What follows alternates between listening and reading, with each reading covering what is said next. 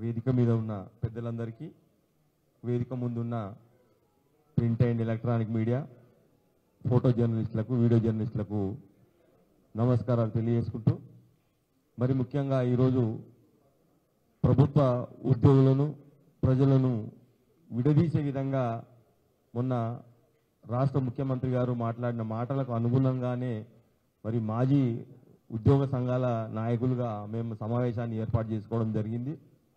గత ప్రభుత్వంలో సమైక్యాంధ్రలో ఉద్యోగుల జరిగిన నష్టాన్ని 10 సంవత్సరాల్లో అనేకమైన సమస్యలు పెద్దలు స్వామి గౌడ్ గారు కావచ్చు, శ్రీనివాస్ గౌడ్ గారు కావచ్చు, విఠలన్న కావచ్చు, దేవిప్రసాద్ అన్న, రవీందర్ రెడ్డి అన్న నాయకత్వంలో పరిష్కరించుకున్నప్పటికీ ఇంకా అనేక సమస్యలు మరి ఉన్నాయి.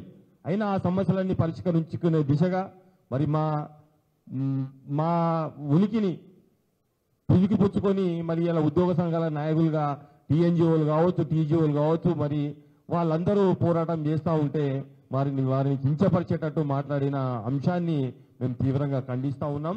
మరి నిజానికి గౌరవ ముఖ్యమంత్రిగా కేసీఆర్ గారు ఉన్నప్పుడు మరి ఆ రోజు ఉద్యమ సమయంలో ఆ నలుగురు అనబడే ఈ నలుగురు నాయకులు ముఖ్యమంత్రి గారి దగ్గరికి పోతే కేసీఆర్ గారు మరి మీరు ఎన్ని రోజులు సకల జన సమ్మె చేసినంటే 42 రోజులు చేసినామంటే 42 కాదు నీకు 43 రోజుల ఫిట్మెంట్ ఇస్తా అని చెప్పి అడగక ముందే మరి చర్చల సందర్భంగా చర్చలు చేయకుండా ఆ రోజు ఫిట్మెంట్ వచ్చింది.